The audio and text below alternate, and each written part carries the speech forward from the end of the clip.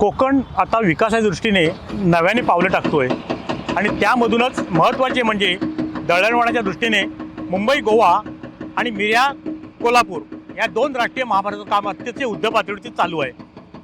त्यामध्ये अनेक भूसंपादनामध्ये अनेकांची घरं गेली, मंदिरे गेली, झाडं गेली आणि मोठ्या प्रमाणामध्ये सामान्य माणसाला त्यामधून काही ठिकाणी बेघर व्हावं लागलं, काही ठिकाणी त्यांना योग्य मोबदलाही मिळाला।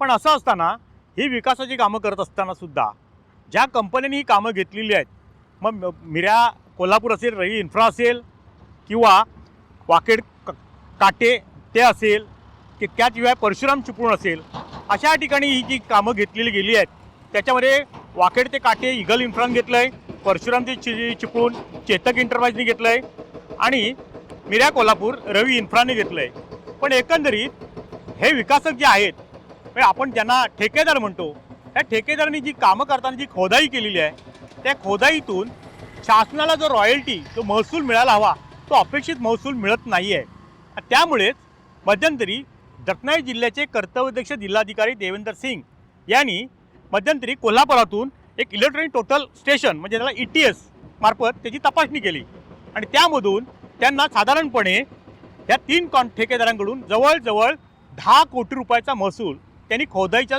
स्वरूपात जी खोदाई केली त्याने अजूनही शासनाकडे जमा केलेलं नाही।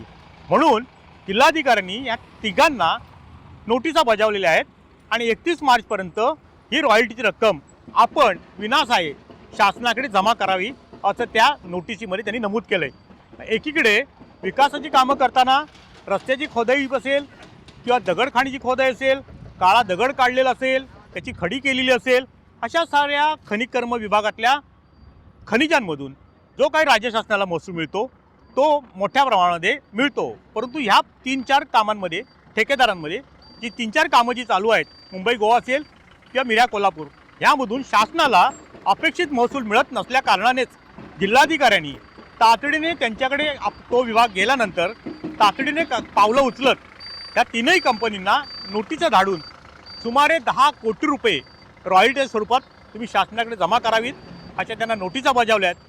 त्यामुळे या कर्तव्यदक्ष जिल्हाधिकाऱ्यांच्या भूमिकेमुळे या ठेकेदारांचे धाबे दणाणलेत एवढं मात्र निश्चित। टाइम्स डिजिटलकरता किशोर मोरसह दीपक मोहिते, रत्नागिरी। टाइम्स डिजिटलला लाईक करा, सबस्क्राईब करा, शेअर करा आणि बेल आयकॉन दाबायला विसरू नका। पाहत रहा टाइम्स डिजिटल।